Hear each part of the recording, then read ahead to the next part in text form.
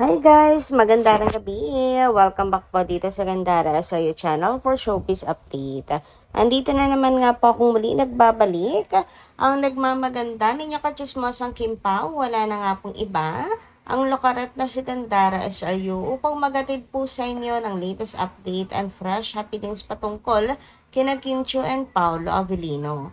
And para nga po sa gabing ito, ang tatalakayin naman natin at pag-uusapan ay mayroon pong kinalaman dito sa project ni Paolo Avellino na kung saan bali-balita nakasama rin po pala si Kim sa movie na to, kaya wala po tayong dapat na ipag-alala.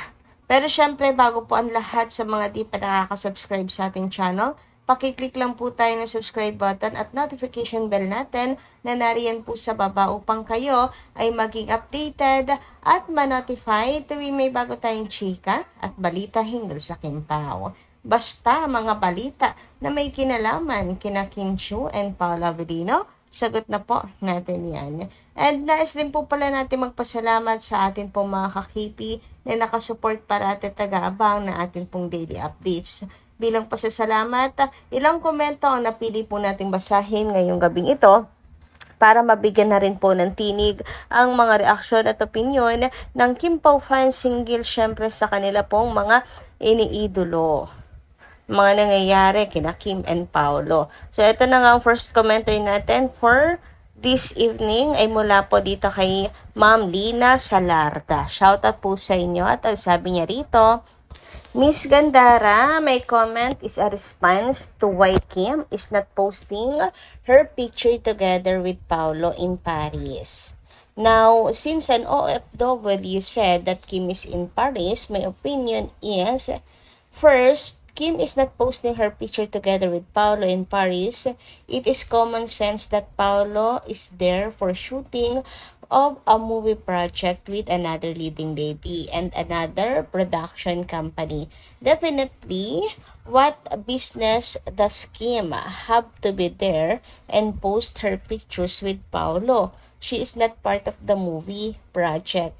She will be questioned by the cast and the director. It would look like she is stealing the show from the leading lady because Kim is also a popular celebrity. So Kim is just putting herself in the proper place. The focus of posts in social media should only be on the cast, director, and promotional aspects of the movie. This is also the reason why Paolo is not posting his pictures together with Kim. Second, it has been the practice of Kim to abstain from posting in social media during Holy Week. See her vlog during Holy Week in Balesin in 2023. Third, I think Kim has learned from her past experience where she posted everything with her ex. 3 years have passed, but the vlogs which she had deleted from her phone are still circulating around in YouTube. Non-sympathers of Kim Pao perhaps are using it against Kim Pao. So please understand Kim and Pao. There are celebrities but also have a private life. They are celebrities but they have also a private life. They want to entertain being in the entertain industry but be entertained primarily by their work, but don't expect too much to be entertained when they live their private life. Please understand and respect them as individual persons and as a professional artist. Thank you so much, Ma'am Lina, sa inyong napakagandang komento na to at ibinabahagi sa mga kakimpaw po natin para hindi po masyadong maghanap na ang ilan natin mga kakipi. Kasi yung iba, nauuhaw lang kasi, pero hindi ibig sabihin nun kino-question at nagagalit na kina Kim and Paolo. Namimiss lang, nauuhaw lang po sa ayuda. Lalo na nung nakaraan. Ba't hindi na po ngayon? Masaya na po ang puso ng mga Kim Pao fans po ngayon. Anyway, dumako naman po tayo dito sa comment ni Mamila Carillo. Kahapon po niya itong comment 3 hours ago. Ayan, thank you Ma'am Gandara, kahit second lang ang Kim Pao ay nasa amin makita ang dialipay. Ayan, basta Kim Pao pa rin kami, lagi nakasubaybay kami sa Kim Pao. Support, blessing lang kami hanggang dulo. Wala kaming pakialam kung ano ang sasabihin ng basher, basta Kim Pao pa rin kami. Pao, basta magkasama, okay kami. Tiwala lang tayo sa ating idol. Kami ngang mga seniors, nandito lang kami sa paligid. Si Lord ang bahala sa mga nega. Basta masaya kaming mga fans, solid senior, tapatiwala kami sa Kim Pao. Sana nga ganyan lang po lahat. Kapag kahit po nananahimik sila Kim and Paolo, nandun pa rin ang tiwala. Pero sadly, Miss Mila Carillo, hindi po lahat. Hindi po lahat ng seniors ganyan po kapanatag, nagtitiwala kina Kim and Paolo, wala man po silang paramdam. May konting ano nga lang po mayroon lang po sigurong madikit kay Pao o kay Kim. Andiyan na agad ang mga pagdududa at kung ano-ano pong mga sinasabi. Ibig sabihin lang noon wala talagang tiwala at hindi tapat kina Kim and Paolo. But I hope so, na wala pong babaliktad. At the end of the day, ang pagmamahal natin kina Kim and Paolo, more than sa kanilang chemistry, ay ang kanila pong magagandang ugali. Lalo na po si Chinita Princess. Anyway, sabi naman po ni Miss Beng Mawerat at Manvisitasyon de Guzman, shout out po sa inyo boyd. Tama po, dito sa Paris si Kim. Huwag maniwala sa balak buwagin ang Kim Pao. Kung sino man sinasabing magbubuwag sa Kim Pao, hindi naman siguro management dahil limpak ang kita nila sa Kim Pao. Mga bashers lang nagsasabi na yan na gusto ang buwagin ang Kim Pao at nga sila kaya todo invento ng kwento. Ayun na nga yung sinasabi natin, Mang Visitasyon de Guzman. Wala naman po talaga sinasabi ang management, kundi po, ano lang yan, mga palagay, nakikita, mga kasalukuyan nangyayari.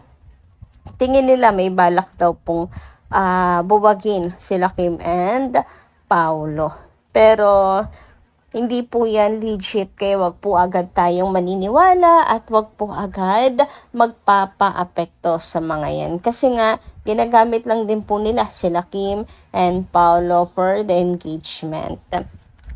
Samantala, dumako naman nga tayo dito sa pinag-usapan po natin nakaraan ay at muli po nating balikan ang tungkol dito sa parehong suot ni Kim at Nadine na napansin po ng ilang mga fans. Ayan, kung makikita nyo nga po dito sa picture, same sila ng suot ni Chinita Princess. And ngayon, nagtataka nga ako bakit nung una magkaparehas po sila ng suot-suot. Kung nandoon din si Kim sa Paris, kung sinamahan niya lang si Paolo, bakit parehas sila ng suot? Kailangan ba magkaparehas sila ng suot? Nagkataon lang ba yan na magkaparehas sila ng suot? And guess what, mga kakipi? Meron po tayo na pag-alaman, kaya pala same sila ng damit at nandoon si Chinita Princess ay dahil si Kim po ay kasama daw sa movie ni Paolo at Nadine. May cameo daw po ito sa last part ng movie. Ano kaya yun? Mahaba-haba kaya siya? Or si Kim kaya yung makakatuluyan talaga? Bakit same? Kasi para bang mamamalik mata si Pao? Ganun ba yung eksena? Bakit same ng outfit? Di po pa. Ayan. Kaya pala, bawal pong kunan ng picture si Chinita Princess. Sabi nga dito, yung bawal magpa-picture kay Miss Kim, kaya puro likod lang ang nakuhanan. Eto pa, ang dami palang ayuda. Dapat marami talaga ayuda. Kaso, bawal pa ilabas. Respeto sa magsing irog. Hashtag Kim Pao Happy Esther. Kim Pao Lancia. Ayun na nga mga kakipi. Bawal ilabas ang mga pictures. And likod-likod lang dahil kasama pala pang ano po ito, pang surprise sa movie ng Kim Pao. Kaya pala, puro likod lang ang pinapakita. Matalas din ang mata ng mga Kim Pao fans ha. Napansin rin po. Actually, napapansin na po yan ng iba. Pero kasi, meron kasi mga epal po na sinasabing delusional lang ang mga Kim Pao fans at nababaliw na. Dahil nga sa, hindi naman daw totoo ang Kim Pao. Eto nga, inabandona na daw ang Kim Pao Lancia. Kaya, nagkakaano na ang mga Kim Pao. Nagdi-delusional na. Kaya, hindi po nila ina-assume na si Kim. Pero malakas na po ang kutob nila na si Kim ito. And, eto na nga, pag sinabi na nga ba, kapag kinutuban ang Kim Pao fans, usually totoo talaga siya. O, diba? Na pag-alaman nga na totoo talaga na si Chinita Princess ito. Yung kutob po ng iba ay nagkatotoo. Si Kim nga pala talaga yan na nakatalikod. Ang galing din nila manghula, no? Ang galing din po nila, kilalang kilala nila kahit nakatalikod si Kimi May. Sabi nga ni Direk Cho. Anyway, ayun na nga mga Kim Pao. Ano kayang parte si Kim Chiu dito? At ano po kaya ang kanyang ano po dito sa movie na to? Totoo kaya na may cameo role po siya sa movie ni Pawat Nadine? At bakit naman po siya mapupunta dyan? Ano kayang role niya, mga kakipi? Ngayon pa lang napapa-overthink na po ako. So, yun lang po muna ang ating update. Maraming salamat guys sa inyong pakikinigan. Kita-kits po tayo muli sa mga susunod pa natin, chika. Maraming salamat at ingat po kayo palagi.